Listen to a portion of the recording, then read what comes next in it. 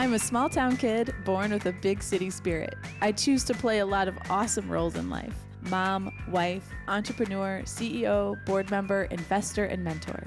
17 years ago, I founded a marketing consultancy, and ever since, my husband JR and I have been building our careers and our family on the exact same timeline.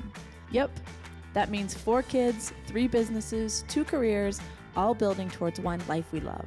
When I discovered I could purposefully embrace all of these ands in my life, it unlocked my world. And I want that for you too. I'm Tiffany Souter, and this is Scared Confident. So in this episode, I talked to Lara Heimann. She is the creator and kind of like head teacher for LYT Yoga. And it's a form of yoga that she's created where it really intersects yoga, like traditional yoga as we know it, and her background as a physical therapist and just overall body movement, alignment, and what she knows about the human body from studying more academically, like how our bodies move. And I was really fascinated. This was kind of coming into view for me as I'm going on a journey of kind of doing 2 things, putting back together my postpartum body, which I'm 2 years postpartum, which feels like forever. But I've learned it does take my body about 2 years for my rib cage to come together, like all of that stuff.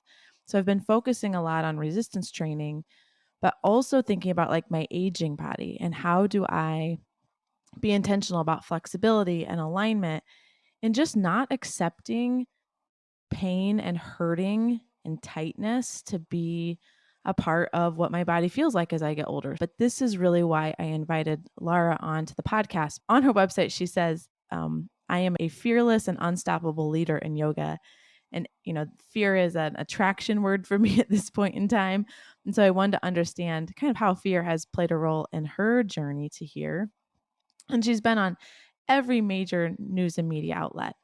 So I know that Lara knows what she's talking about. I'm mindful of who I sort of trust with my body because I know it's also easy to be hurt. And I'm excited for you guys to listen in on what Lara has learned or 20 years of teaching. It's a really, really cool conversation. I learned a lot. So let's take a listen. Lara, welcome to Scared Confident. This is very fun to have you on. Thanks for joining me today. Thank you so much, Tiffany. I'm so happy to be on here. Yeah. So let's maybe just kind of origin story for my listeners of like, how did you get to this spot?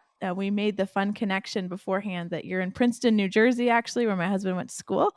And so how did life get you to this spot? So I grew up in North Carolina, and then I went to undergrad and graduate school at Duke, not too far from where I lived.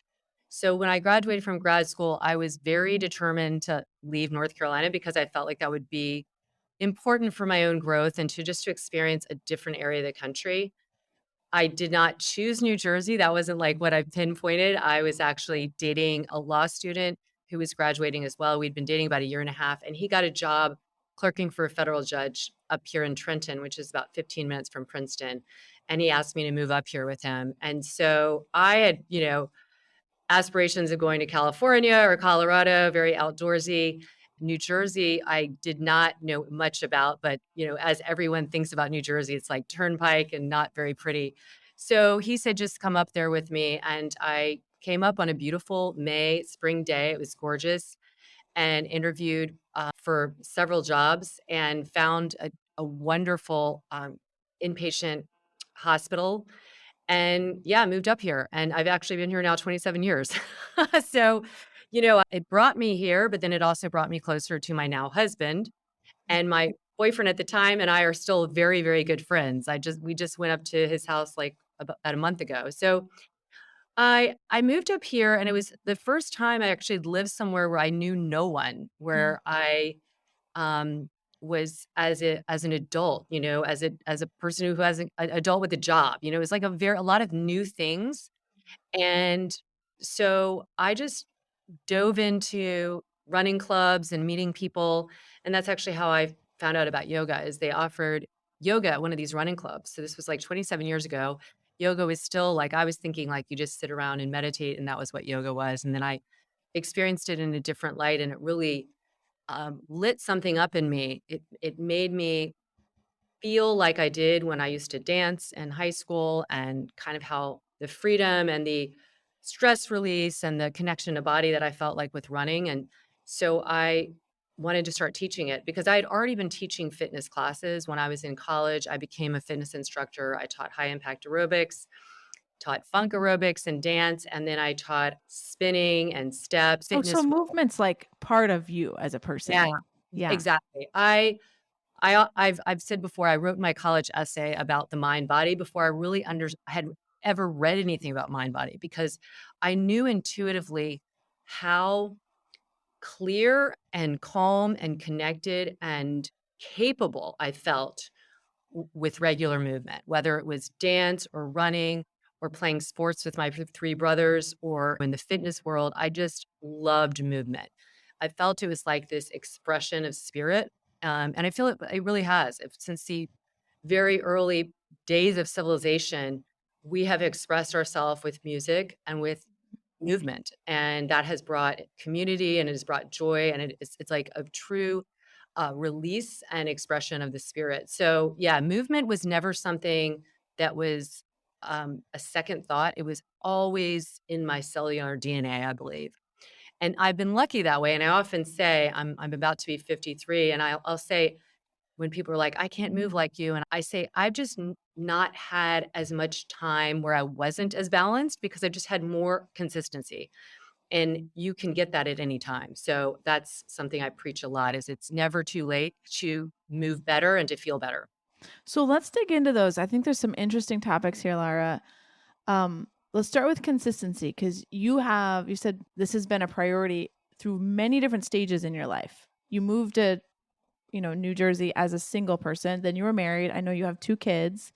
Now you're an Mhm. entrepreneur. So I think those who aren't consistent can tend to look for external reasons why they're not. So talk about how you have sort of clung so tightly to that. So For I'll first say this. I think when I wrote in college, it still holds true today. And I wrote it because I had a period of being injured in high school.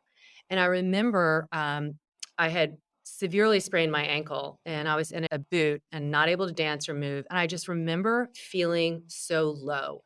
And it was the very first time in my life I did not feel balanced. I felt the kind of darkness that is part of the human condition. And I thought, I'm gonna just hop on this bike, this, stationary bike, and move, because I just felt this need. I don't have like anxiousness. I would be more prone to feeling like sit on the couchness. But I knew that if I got myself pedaling and got my blood flowing, I intuitively knew I'd feel better. And I did. And so that has been encoded. To me, movement is less about the body. Of course, I'm very invested in keeping my body healthy and able to do everything I want, but it was really, for me, I think it's always because it made me my best version. And if that wasn't a priority, I would not show up. I wouldn't show up well as a mom, as a partner, as a friend, as a worker. Um, I just know myself really well. And I think a lot of people, I doubt there's many people who aren't more balanced, a better version of themselves when they have this consistent practice of movement. And so I just knew, like, I feel joyful, I feel light, I feel like that positive mindset, that absolute abundance mindset when I am taking good care of myself, and movement is an essential ingredient of that. To me, over the years, I've adapted to knowing, like, it doesn't have to be an hour and a half yoga class. It doesn't have to be a 10-mile run. It can be little doses of movement that keep you balanced, that keep you energized, that keep you patient. We need patience for every aspect of our lives, as mothers, as partners, as entrepreneurs. There's just so much patience that's required of us. And when our patience is short, we aren't our best selves. And that's such a bad feeling. It's not good for anybody, but worse for ourselves, like when we are just not our best versions. And the last thing we need to do is like burden ourselves with not feeling worthy or not feeling good. So I guess in short, it's just that it was just in my DNA. I knew so early on mind and body are not separate. If I keep my body healthy, I'm keeping my mind and my spirit healthy. So I want to ask one more question about this and then move into kind of when you decided, like, I think I actually want to do this for a living, this yoga thing. Um, because I definitely resonate when you say, look, we are just better people when we're in a place where movement is part of our lives, where there's consistency and discipline. But I'm not naturally consistent for reasons I wish I could fix. I don't know why. I'm just not built that way. I'm not a natural athlete. You don't see me move and think, wow, that's beautiful. You think she's having fun. I say Right, that's I'm part of an it. active person, not an athletic one. And I have been in places, like, after I've had babies where I have just felt, like, physically broken, and movement does not bring me joy in those seasons. It's incredibly difficult. My body's not responding in the way that I want it to, and whether it's having a baby or an injury or just letting your weight get out of hand, and I'm sure you've worked with people, though you maybe haven't lived it, where there are seasons where the movement does not bring you joy. It brings you a lot of frustration, kind of anger that your body's not doing what you want it to. There's certainly some shame and embarrassment that comes with that, at least for me. Like, oh my word, this is so frustrating and I'm so mad. And when I'm on the couch watching TV, I can ignore it. And when I'm in the gym comparing myself to others, I have to confront it. You know what I mean? It's sort of this like stupid intersection that I have found myself at. For me, it always comes after I have babies. So, how do you coach that mindset, or what have you seen either in your own habits and behavior or in clients that you've worked with where that joy connection is maybe not there yet? I get back there and I'm like, oh, when I wake up early and I take runs with my friends, like I am just fueled for the day and I know what it feels like. I can get back to it. But there's abysses for me where that season is just not true for me. Well, I think it speaks to what life is cycles. And so movement, we have to think of movement in a very broad term. It is as simple as, are you getting up and not being stagnant? And that doesn't mean going for a run. That could be a 10-minute walk. That could be, I'm going to do some stretches on the floor because my neck is bothering me, as opposed to ignoring it. So I think movement is necessary for our life. We have to move. Every system of our body depends on our movement. So movement does not have to be this curated class or run or something. And setting it up like that, in fact, to your point, could be really detrimental because it's like if you aren't enjoying it, there's a failure component. And it's just like, what can you do in some way that is moving you toward the dial of being a better version of yourself? Especially on the days when you feel disconnected, especially when you're feeling postpartum and you're exhausted, and the last thing you are thinking about is, like, wanting to, you roll out the yoga mat or put on your sneakers.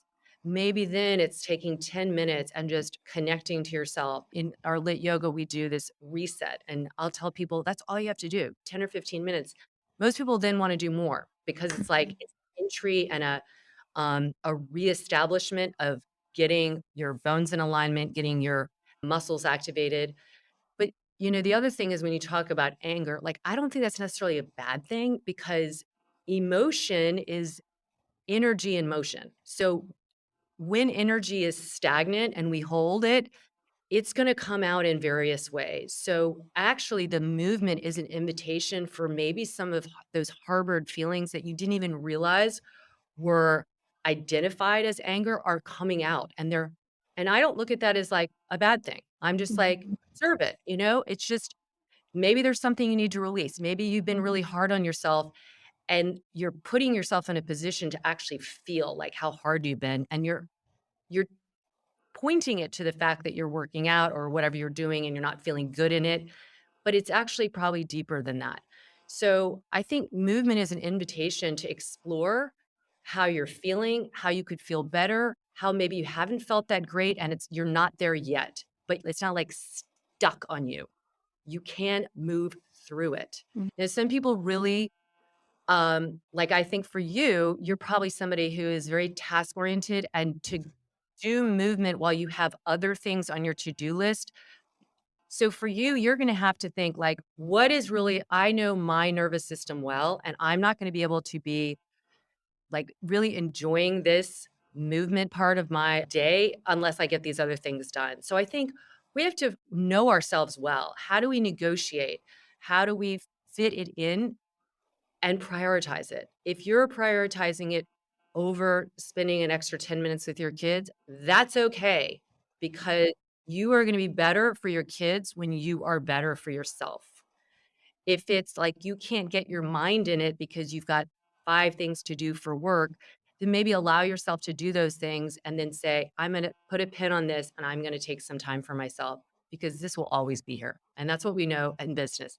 There will always be more things to do. So when I think about yoga, I would say like yoga intermittently. I know the basic poses, but it's still very intellectual for me when I'm taking a yoga class. I'm like, okay, warrior one.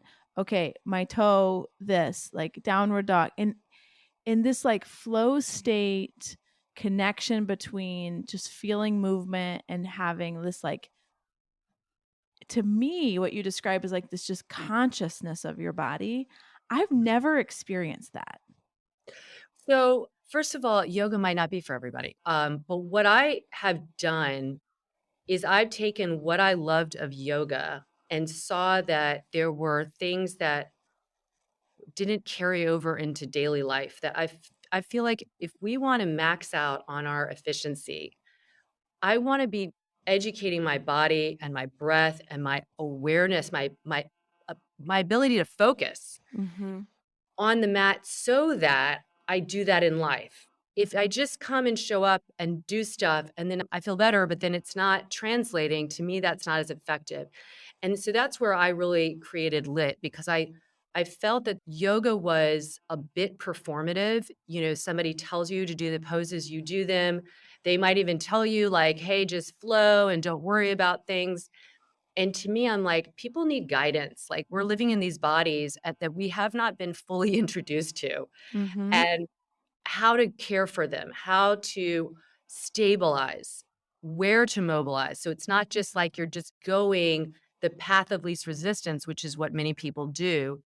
And that actually, when you pay attention, which I think that's the thread line of yoga, even in lit yoga, that's what I've held on to is that you're paying attention so that you can pay better attention in life. You're paying attention to the details of like, okay, am I holding myself in a way like in plank? Am I just like struggling, pushing against the floor, rounding my back and just staying here as long as the teacher's telling me to? Or within it, am I connecting to myself and thinking, how can I best support myself with all these the gravitational force on my entire body? It's a really powerful pose and it's a wonderful invitation to go inward and feel like, where do I have these leaks of energy and how can I fortify them a little bit? Maybe my knees being down is going to be really helpful right now so I don't have to worry as much about the center of mass at the pelvis. So I when I'm teaching, I want to tell you about what's going on in a way that's understandable. That the body is not something, the scapula, this is the most important area of our shoulder. So when people have shoulder issues, this is not the issue. It's the scapula and how it's mobile and how it's stable on the back rib cage. So I'm I'm going to direct people how to do those things, how to stabilize their scapula more, how to move their scapula as their arm is moving overhead as opposed to trying just to keep it stuck. And so I use it as an educational place in my teaching and in my own practice. So when I know a lot about the body, but I'm always like uncovering ways that challenge me, but also um, are enjoyable and creative. So that to me, this is like painting. I go there and I just start to explore. Um, but I would try my yoga and see if you feel any different because Yeah. I've heard that about like so. Back to your question, I started teaching more traditional vinyasa and pretty early on, within a few years, I realized like it's a little repetitive. It has a lot of potential repetitive strain for your shoulders, for your low back. How can I bring in my physical therapy tools? And by then I had gone back and gotten my postgraduate certification in neurological rehab, which is really understanding the brain body connection and how we can change the way we move when we understand, that it's all happening up here. So if we have gravity upon us, how can we better stabilize our center, which is everything but our limbs? That's our core. Our core is not our six pack. It's not about how it looks. It's about how are you holding yourself in space? Mhm. How are you holding yourself when you're picking up your baby or you're picking up your groceries? So I try and translate those elements that we do on the mat and bring them into life. I think there's something so powerful to that. After I had my 4th one at 40, I literally felt like Humpty Dumpty had fallen off the wall. Like, when I sat down, I just felt like an accordion that just, like, came together. You talk about the core. I don't know what happened. I felt like I fell apart, and I'm like, "This is crazy. This can't be what aging feels like because I can't do this for 40 more years." And so I started lifting, which brought me more consciousness to what you're talking about, like how you're holding yourself, how you stabilize your core if you're doing a deadlift, where it was not about my legs in a deadlift, it was about my entire body. And as I am thinking about, we're moving into the fourth quarter and what my goals are for next year, I feel this like rich responsibility to stay healthy and young for a very long time because I have kids so young still at this age. And you talk about this like just awareness, suppleness, and not working around what's hurting. I feel myself doing that sometimes. Like I've got this stupid thing on my hip that hurts sometimes, and I know how to move so that it doesn't. And that's Mm, so silly. And it's right. like you start to see these weird adaptations when you said that, I'm like, that's exactly right. We're not really trained on how to manage our physical bodies, and we are just given them. Like, we are just it just is given to us. I It's such an know. interesting parallel. It's so crazy. It is like I always say, it's the one irrefutable fact in life. There's many mysteries and unknowns, but the one is that we have a body and we are told so little about it. Mm, You might have sex ed, and even that is like this tittery little la ha ha, and it's not like it's giving you any real value. Why aren't we teaching kids about, the skeleton and about the muscles and about the lymphatic system? The lymphatic system, it is the key to our immunity. And if it is a one-way valve. If we don't move, movement moves our lymph system, mm, which brings around toxins and helps clear them through the nodes, and then we get rid of them through the liver and the other excretory organs. But just things like that, like simple things. But how about like, how do you move in your hip versus your pelvis? Your pelvis is a huge stabilizer. It has some movement. We want it to have some movement. But what most people end up doing, to your point, is they move in the pelvis as a compensation for decreased hip mobility. mhm, And that burdens your spine because when you move the pelvis, just know you're moving your spine. And the spine, in essence, is meant to be, we call it in PT, stiff spine. Like it is meant to transmit energy. So if you're pushing out or you're rounding, all of those bones that create your spinal column are not in the best alignment. They don't have the most amount of surface area between them. So that energy exchange is diminished. mm, When you have diminished energy, I call that a leak. Well, that has to be taken up somewhere else. And it's taken up in your low back, it's taken up in your hip, it's taken up in your neck. Like, so when people have these very very typical injuries. It's almost always biomechanics have been compensated for. mhm, They have not been optimized. And the good news is that's a pretty, I don't want to say easy fix, but it's a fix that you can do. You don't have to go to the doctor and get a shot or, surgery. My dad was an orthopedic surgeon, so listen, there's a place for that, but we turn to these when we feel pain as opposed to thinking that pain is telling me something. mhm, And what it's telling me is I need to figure out where I'm losing that energy and how I can better hold on to it. So for the most part, it's really understanding how to hold on to your core, stabilize your pelvis and your spine, and move in your hips. Like that's the one thing I teach mhm. to every single person I meet, private, teacher training, etc., because it translates in so many ways. Okay, so let's take a quick jump into I wanna talk about, like, professional Lara, right? You somewhat decided, "I'm gonna take this knowledge from just myself and my girlfriends and my family and actually launch off into this entrepreneurial effort of, working to build a brand and a business and an online platform." So let's talk a little bit about that, Yeah. journey. So I always say I was a reluctant entrepreneur. Unlike you, I did not grow up. I grew up in a kind of medical, very wellness health field. And I was going on this very linear path, grad school, post grad school, and all that. And then I was teaching yoga in kind of this separate lane just as a fun thing. But what I started to when I had my daughter, I just took off from both of those worlds. And some of my yoga clients, and I really always credit them. And this is what I would say for anybody who is an entrepreneur is you need to look for the gap. So these people contacted me and said, "Oh, I want to do yoga with you. Can we do privates with you since you're not teaching anymore?" And I thought, okay, sure. I happen to have a studio garage. We quickly converted it and I started having private small groups come. So I had a baby and I could just work it around the schedule. I was probably, teaching a total of 10 hours a week from the time she was about 3 months old on, and then kept growing that. Then I had my son, and then I was, and it was all word of mouth. So people would hear about it and it was only so many classes, so many people I could teach. Well, we then moved into the house we're in now and I built a studio that could hold 10 and I started having small classes of 10 and got up to 18 a week when both my kids were in like, elementary, middle school. 18 classes of 10 people? 18 classes a week. Yeah. It was Wow.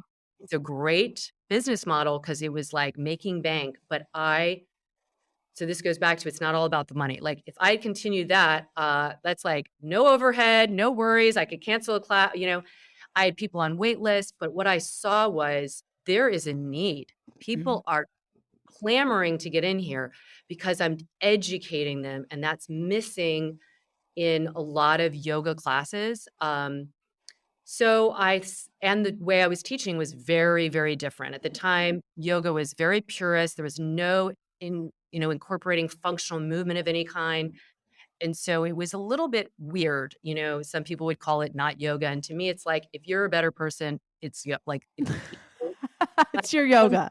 yeah, it's like I said, if a guy who's doing, jumping jacks and is really kind to people is way more yogic than somebody who's spouting the Bhagavad Gita and is just an asshole, right? It's like it's Mhm. how you're living your life. It's just the context of yoga is your life, and the practice of it is in paying attention to how you move. And so I just was like, I gotta teach I really started to feel sorry for other yoga teachers because what I realized is yoga became very big, very fast, and there were a lot of trainings out there, and people would pay thousands of dollars to get trained and learn virtually nothing about the body. And to me, that's like becoming a mechanic and no one ever lifts the lid. It's like, okay, if the car is running fine, great. And you'll just tell it, go right, go left, do this.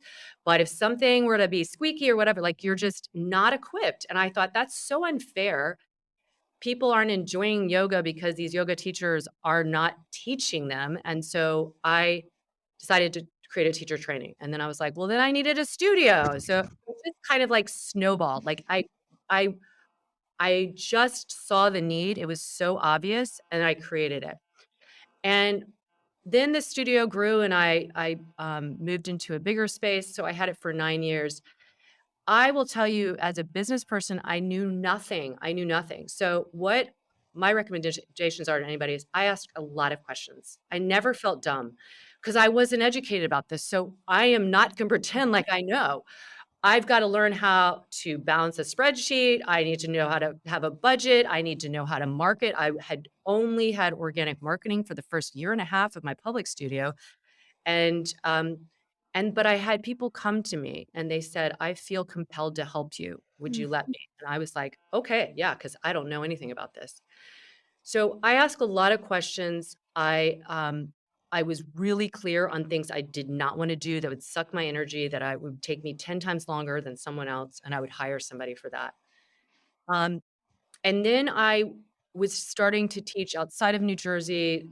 I was running international retreats, and I just started getting people saying, "I wanna do your teacher training, but I can't do it because I live, in England and can't take 3 or 4 weeks off." So I created an online, teacher training that launched January of 2020. And so that first one, we had 160 people sign up from all over the world. And then, COVID hit March, and it was just too bad because of what happened, but it was also really beneficial because it just brought more people online. Yeah. I was already positioned. I already had a daily platform. That Lit Daily had been around for a year and a half. So some of it is luck. I had everything in place. Again, answering to the responses I was getting, which was, I would love to take your class. Can you do something online? So I created the Lit Daily platform, and then I created the online. And as I had more things and more, just management, I needed to hire more people. So it started off with just four of us, me, my videographer, editor, my PR agent, and then kind of a COO overhead. And now we have 12 people, and and then we have teachers. And so it just grew. And what I've always been really clear at is I'm the creative brain, and I am committed and passionate about spreading this so that people feel better and really become empowered, because you are empowered when you feel like you know what's going on. Like, I just am not connected to my body after having a baby. How can I connect? I don't know. Who told me? Right. So I have a whole postnatal series you should try. I tell people you should try if you had your baby 4 months ago, 14 years ago, or you've never had a baby, because most people need pelvic organization. And this, one of the classes is called the pelvic puzzle. It's like, oh my gosh, because that's when you have a baby, it's like you said, you're disjointed. It's Mhm. often occurs. So, and then I started the podcast. It would be a suggestion someone would make, and I'd say, sure, okay. So I think the things that I've done well is that I've known really, really clearly what I'm good at, really clearly what I'm not good at, or what I don't want to do, and ask for help, and just keep the pedal on all the time, because it is relentless. When you have your own business, it is relentless. Like, people will think there's so many great things. I run my own schedule. I can, I'm leaving tomorrow to see my mom for 6 days. I average 6 to 7 weeks of vacation, or some of it's vacation, some of it's work in exotic countries. But I couldn't do that if I was working for someone else. But, there's a trade-off. Like, Mhm. it is constant. You're not like, clock out, done, come home, blah, blah, blah. You know this. And so I think it is important to recognize, like, entrepreneurship is amazing, but if it's not your thing, then it'll drain you. Mhm. Yeah, totally.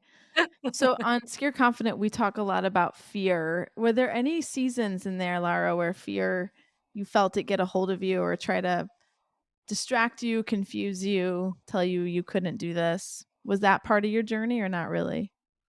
I've been pretty naturally confident, and I've also, had the privilege to, like, take risk. I have to acknowledge that not everybody does have that. I have a husband who was absolutely supportive the whole time. I think there was two main things I had fear about. One, which I hope that a lot of people can appreciate, and I hope this impacts them in some positive ways, is aging. I'm almost 53. And I think in my 40s, I started to wonder about my relevance after a Mhm. certain age. Like, people are going to probably turn to younger yoga teachers, and, people that look young, whatever. And I had that. I don't think it was really loud, but it was there for sure. And how I know it was there is I went to a training where there was another much younger teacher, and I just thought, okay, I'm going to be like, the old person in the room. And what I found is people were drawn to me because of my knowledge and my experience. And I came home to my husband. I remember saying, you have no idea how like, that was just what I needed, Mm. because I think we have been told subliminally, and you can't get away with it, that we have a shelf life as a Mhm. woman. Whereas a man, you get older, you get more sophisticated looking, you look at, all this. But women, it's like all the market research shows that a woman who's trying to get back in the workforce, as an older woman, it's much harder. Mhm. So, that probably there was a fear of aging and fear of relevance.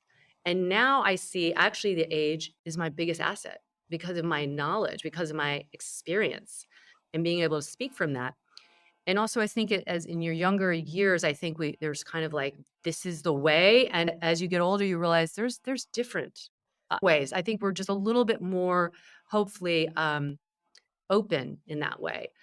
And then the other thing, I remember having a lot of trepidation about starting an online platform because I was kind of like, really? I mean, are anybody going to really sign up for this? And this is going to be a production and this is like upfront money. And, it was just because it's an unknown. You have a few people telling you, you've got to do this. This is really wanted.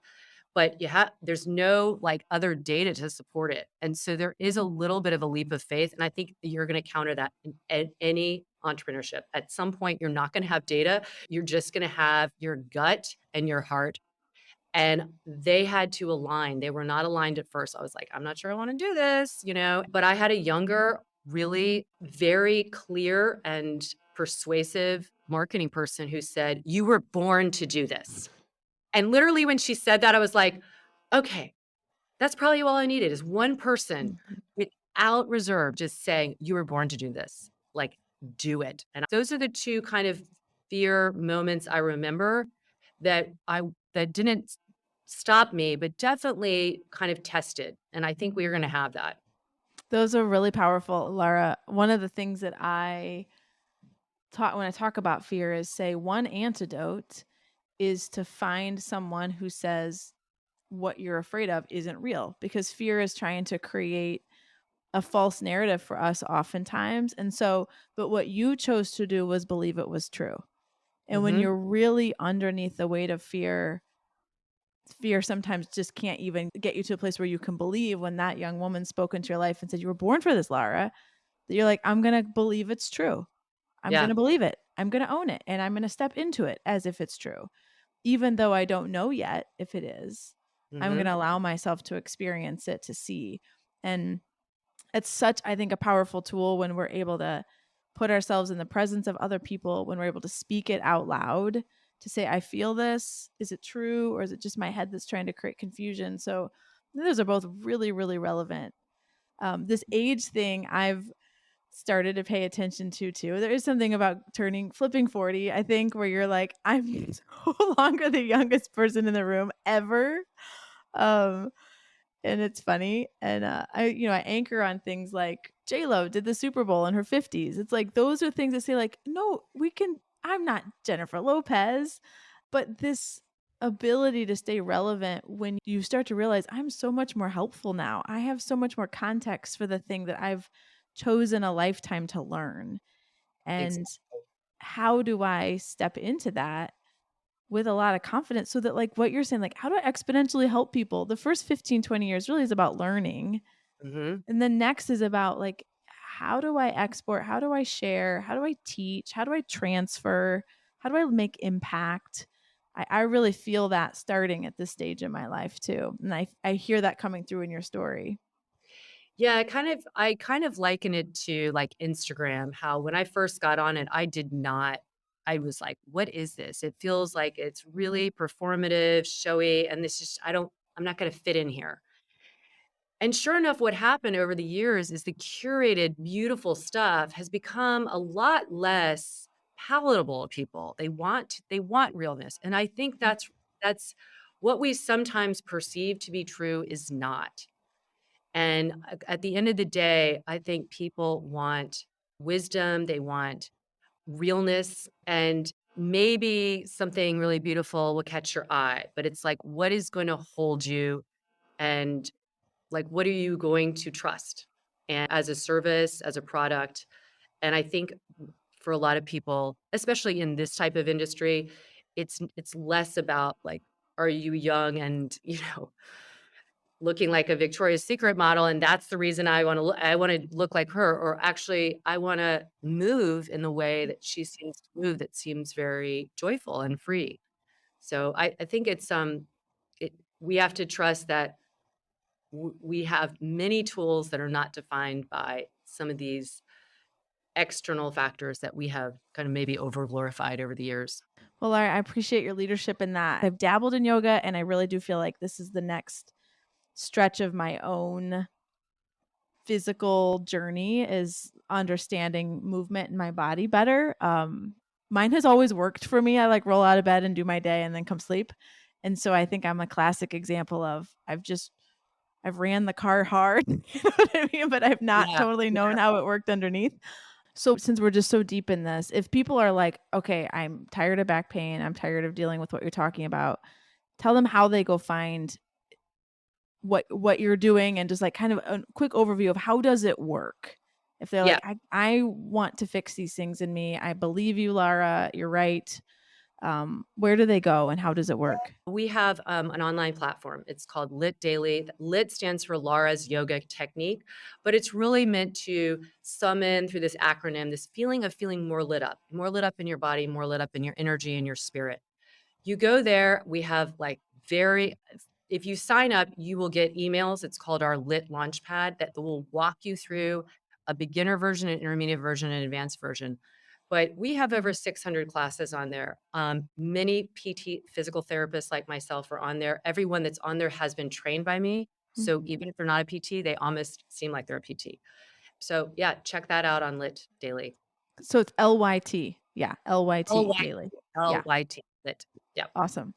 I'm glad you said yes when that young woman said you're really born for this. You're clearly the heart of a teacher, and appreciate your sharing your knowledge with my audience.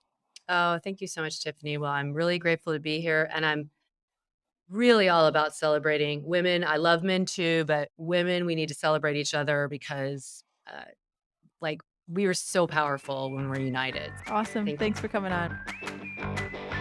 One of the things that really stuck with me in my conversation with Lara is she was talking about physically how our bodies kind of subconsciously learn to move around pain, that we learn to, like, you know, slightly alter our gait. I've been having some pain in my hip, and I know how to like get up and down from my chair so that it doesn't like aggravate it. And it is so easy to just subconsciously make these micro adjustments and just work around the pain instead of working through it. And while she was talking about that in the physical aspect of our bodies, I also think it's true in life.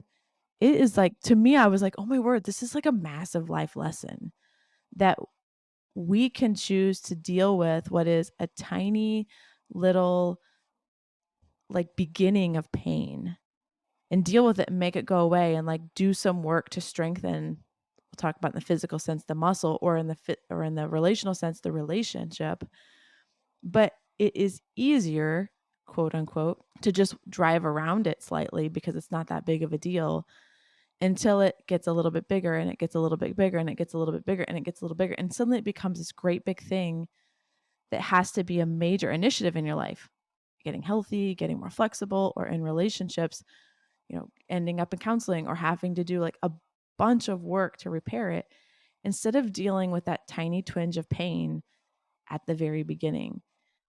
And I don't know that she meant it to be that profound, but to me, I was like, holy crap, there's so much to learn from that. So I'm setting my consciousness to that right now, in the physical sense of myself, and also those little nudges relationally where you're just driving around a little bit instead of really dealing with what the thing is. So anyway, that was sort of the nugget for me. I was like, holy cow, how do I take that into my life in a way that is really intentional and purposeful so that I can live as freely and presently as possible in my body physically and in my relationships? Thank you for joining me on another episode of Scared Confident. Until next time, keep telling fear, you will not decide what happens in my life. I will. If you want to get the inside scoop, sign up for my newsletter. We decided to make content for you instead of social media algorithms. The link is waiting for you in show notes, or you can head over to tiffanysauter.com. Thanks for listening in.